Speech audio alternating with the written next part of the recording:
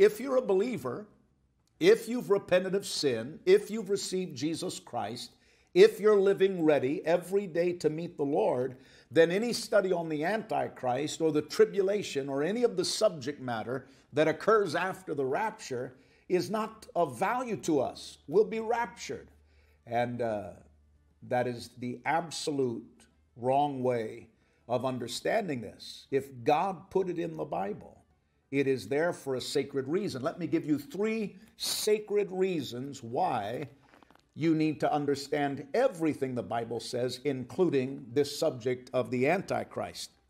Number 1, God included it in the Bible. You oftentimes hear me refer to the law of proportion. Write that down if you've never written it down before. Those of you that follow me on a regular basis, you've heard me cover this. But for all of the news and those of you that do follow us, and some of you never miss a broadcast, I ask for your patience in understanding that from my perspective, sitting where I'm now sitting and teaching, that there are literally hundreds of thousands of new people that have found this ministry, and they're starting at square one. And I want to be sensitive to their academic needs from a biblical and spiritual perspective.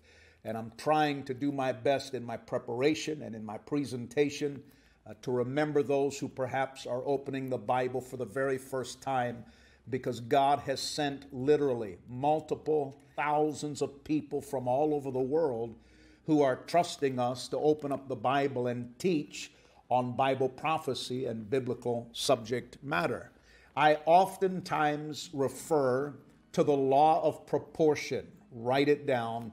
The law of proportion simply means the more that we find of a subject in the Bible, it gives us an idea that God wanted to put a spotlight on it.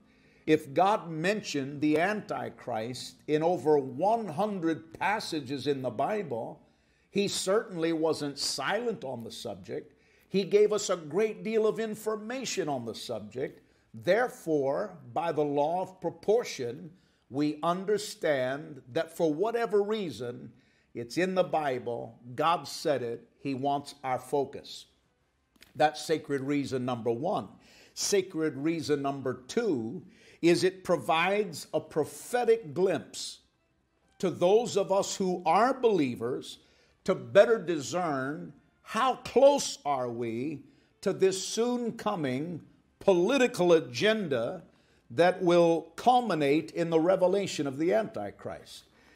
If you are living with your eyes open and your ears open, I don't care what nation you're from, the stage is being set by a progressive political agenda that is moving towards a day of climax. And the day of climax will be the day that the Antichrist is revealed to the world. In that series on the 5 political agendas of the last days out of Revelation 13, the Bible tells us that there is coming a one world leader. There is coming a one world government. There is coming a one world religion. There is coming a one world monetary system, and there is coming a one world military that will enforce brutally those mandates of the coming Antichrist system. And so any study on Bible prophecy, including the study of the Antichrist, which we're in, it provides a prophetic glimpse for those of us who are believers. Even though the Antichrist has not yet been revealed, and the rapture will take place before his revelation, if you understand what I'm teaching, it gives you a discernment in knowing why the world is moving in the direction that it is moving, and keeps you motivated to live a holy life and live every day ready to meet the Lord. By the way, if you're listening and you're not sure that you have peace with God, I never teach, regardless of the subject, regardless of the broadcast, regardless of the post, without giving you the gospel and giving you an opportunity to receive Christ.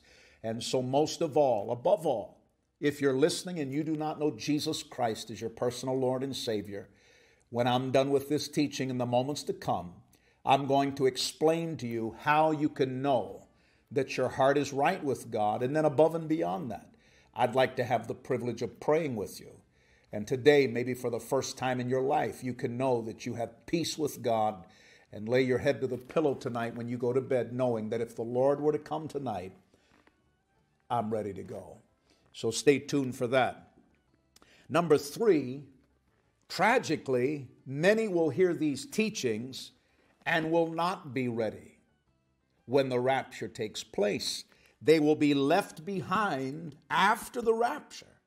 And these Bible lessons may be their final opportunity to recognize who the Antichrist is, refuse his mark, and sadly they will have to be martyred for refusing the mark and remaining true to receiving Christ.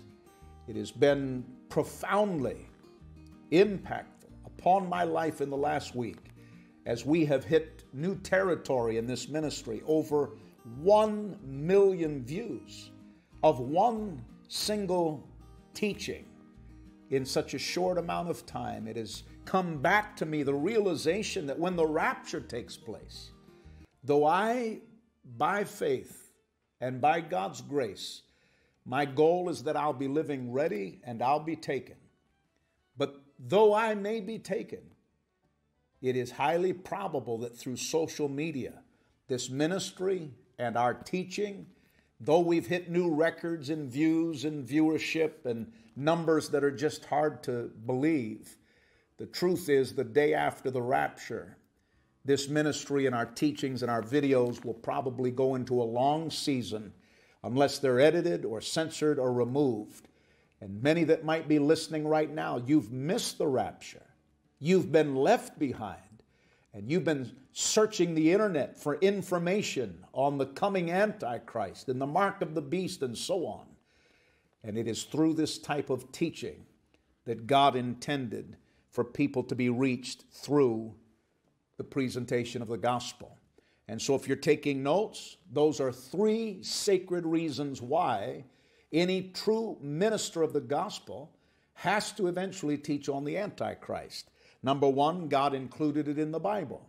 Number 2, it provides a prophetic glimpse for believers as to the lateness of the hour prior to the rapture. And number 3, tragically, many will be left behind, and the preaching and the teaching on the Antichrist will be their salvation, for they'll know that to receive the mark of the beast and to submit to the Antichrist and that global government is eternal damnation without rehabilitation. And they, through martyrdom, will reject the mark of the beast, the Antichrist system, and so be saved, as the book of Revelation refers to them as the tribulation saints. All right, let's move on. Let me just say, as we are entering into the meat of this message, though I strongly lean towards the view that the Antichrist most likely will be Gentile, and I will spend the rest of this time giving you reasons why I strongly believe that the Antichrist will not be Jewish, but rather be Gentile. By the way, we learned in our other teaching on this series on the Antichrist that Gentile most often simply refers to anyone who is not Jewish. And so we have the Jewish people, the only pure bloodline that remains on the entirety of the earth, the Jewish people. And of course, that's attached to God's eternal covenant that he made with them in the Old Testament. They're the only pure bloodline that remains on the earth today. From the beginning of civilizations until the 21st century, they alone remain as a pure bloodline. And God has a covenant prophetically with the Jewish people.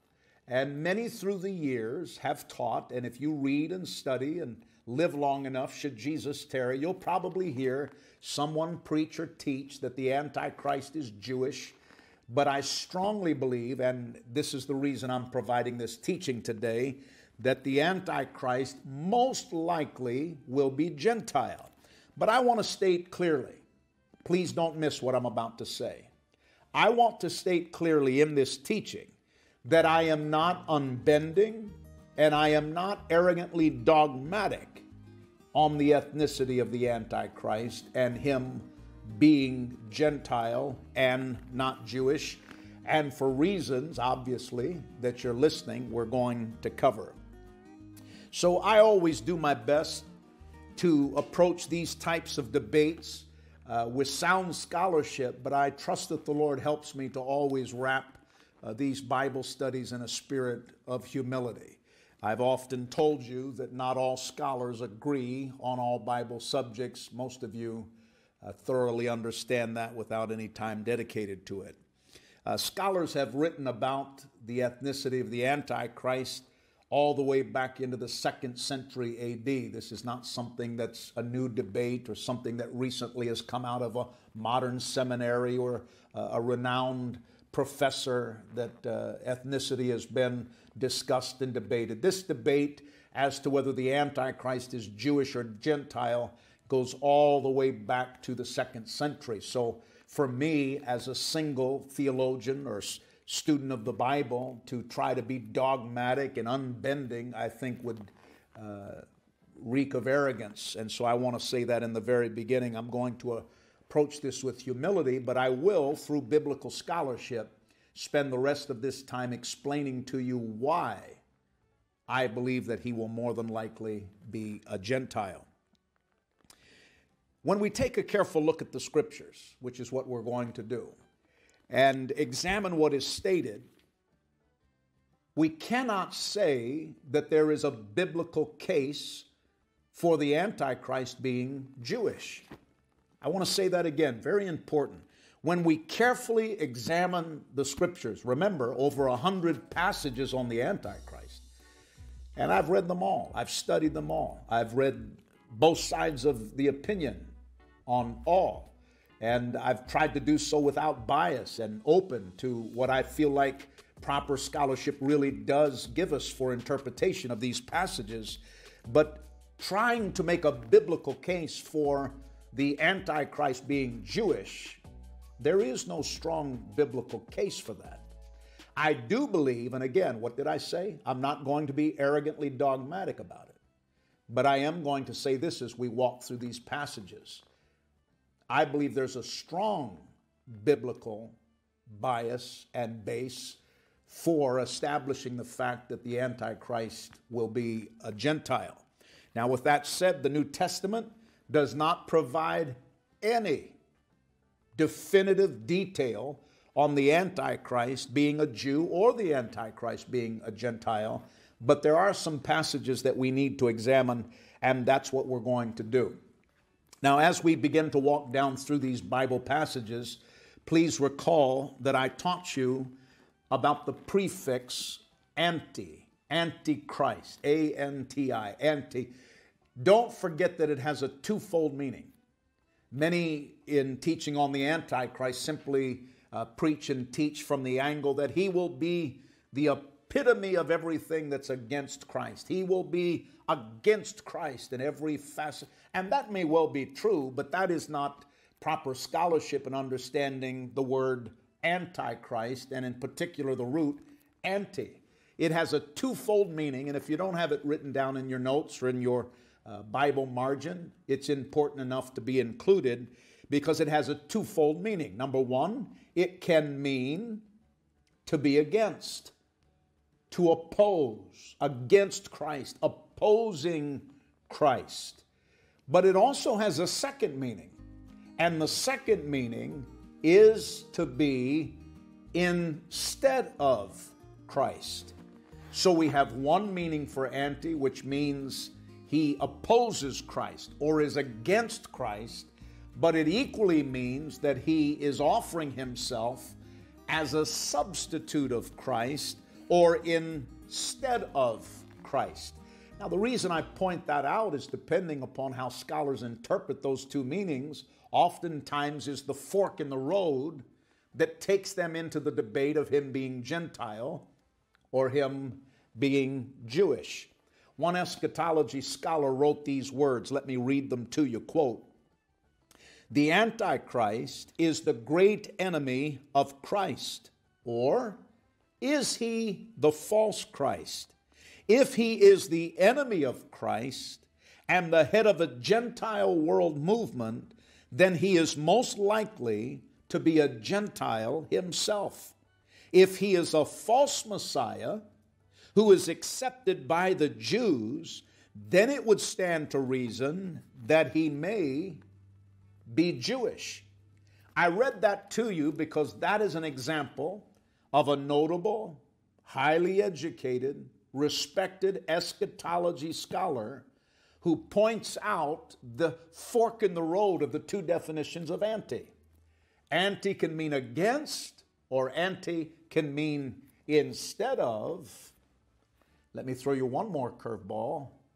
Perhaps he's both. Perhaps he presents himself as a substitute Christ or Messiah. But in doing that, everything that he does opposes the true Christ, and I think there's strong reason to believe that. Let's go into some of these key passages, and that's what I'm going to spend the rest of our time in today. I want to walk you through the Bible verse by verse, and then do my best to explain the scriptures to you in context that establish why I have a strong view that the Antichrist probably is going to be Gentile and not Jewish. Let's go into Daniel chapter 7. Daniel chapter 7, right after the book of Ezekiel in the Old Testament, if you're a new student of the Scripture. And I'm not going to take the time to read all of it, but I hope you will in post-study after your time of listening. But Daniel chapter 7, make note of Daniel 7 verses 8 through 24. Daniel chapter 7 verses 8 through 24. And let me give you a thumbnail as to what all of those verses teach us and tell us. It teaches us that the coming Antichrist will lead a European Union of Gentile nations. I'm going to say that again because it's so important in this study today, that in Daniel chapter 7, verses 8 through 24, when you read that, along with other passages that teach us the same, here is what the Bible is clear on. Whoever the Antichrist is, when he is revealed, he will be revealed through and out of a European Union of nations that are Gentile. That is an absolute biblical truth upon which there is no wiggle room. And Daniel's prophecy, the book of Daniel, the Antichrist is always, in all of Daniel's writing, Daniel never wavers from this fact that the Antichrist is always associated with the final phase of the Roman Empire, which is the prophesied and final fourth kingdom. Now let's go over a couple of pages to Daniel chapter 9. Daniel chapter 9, and go down to verses 25 and 27. And here's another important passage in this study on the ethnicity of the Antichrist, because in Daniel chapter 9, verses 25 through 27, there Daniel tells us that he'll come from among a group of people who are going to destroy the third temple, and that is the Romans. And the Romans are not Jews, they are Gentiles. Let's go all the way back into the book of Revelation in the New Testament and the 17th chapter. Revelation chapter 17 and verse 9. Again, if you're a brand new student of the Bible, perhaps the most important book on Bible prophecy in the New Testament is the last book of the New Testament, which is the book of Revelation. But in the Old Testament, the match would be the book of Daniel. That would also be incredibly important to know, that we have kind of the substantial bookends of Bible prophecy: Old Testament Daniel, New Testament the book of Revelation, and of course there are multiple books and other passages that have much to say about Bible prophecy as well.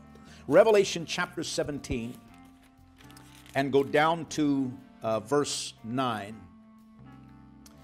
There the Bible tells us that the Antichrist is identified with the city that sits on 7 hills. And throughout scholarship, that most frequently is identified and interpreted as the city of Rome, which once again continues to support the Gentile nation view. This provides a strong reason to suggest that he'll be a Gentile that will arise out of the revived Roman Empire. Nó đi về đây, được chưa? Vector vận tốc của chúng ta đây, nó đi, đây là chiều dương, đúng không ạ? Từ 0 đến 4 là chiều dương, còn từ 0 đến -4 là chiều âm. Như vậy nó chuyển động theo chiều âm, tức là nó đi về vị trí cân bằng. Thì cái pha ban đầu của chúng ta là cái vị trí ban đầu của nó. Nó có thể có 2 vị trí, một là vị trí trên này, đúng không? Điểm M0 của ông ta có thể ở vị trí trên này, điểm M0 của các bạn có thể nằm ở vị trí dưới này. Tại vì nếu điểm M0 nằm ở vị trí dưới này, chúng ta chiếu lên thì ly độ ban đầu, tọa độ ban đầu nó cũng bằng 2. Nếu điểm M0 nằm trên này, chúng ta chiếu xuống thì ly độ nó cũng là bằng 2, đúng không ạ? Nhưng chúng ta xác định được coi điểm M nó nằm ở đâu bây giờ. Thì các bạn chú ý nè, nó đang chuyển động theo chiều âm, tức là V nhỏ 0, thì chắc chắn điểm M của các bạn phải nằm ở vị trí này. Tại vì ở vị trí này các bạn chiếu xuống có ly độ là 2 nè, và nó đang đi theo chiều, nó đang quay ngược chiều kim đồng hồ, như vậy nó chạy về vị trí cân bằng, tức là nó thể chuyển động theo chiều âm. Và cái pha ban đầu chính là cái góc này đây. Góc này đây các bạn, góc màu tím nè, thầy vẽ cái góc màu tím cho các bạn coi nè ha. Đây, cái góc màu tím, pha ban đầu là góc hợp bởi vị trí ban đầu M0O và cái trục X. Thầy nhắc lại nha, pha ban đầu là góc hợp bởi giữa vị trí ban đầu M0, góc tọa độ và cái trục X này. Và đây, cái góc màu tím này chính là phi là pha ban đầu. Và chúng ta muốn tìm pha ban đầu này, các bạn chúng ta xét cái tam giác vuông nè, M0O, ví dụ như điểm này là điểm H đi chẳng hạn, M0OH, đúng không ạ? Đó là cos phi đấy. Cos, tam giác này là tam giác vuông nha. Cos thì bằng kề chia huyền, kề là cái cạnh này là 2, chia cho huyền là cái đoạn OM, chính là bán kính của đường tròn lượng giác là 4. Như vậy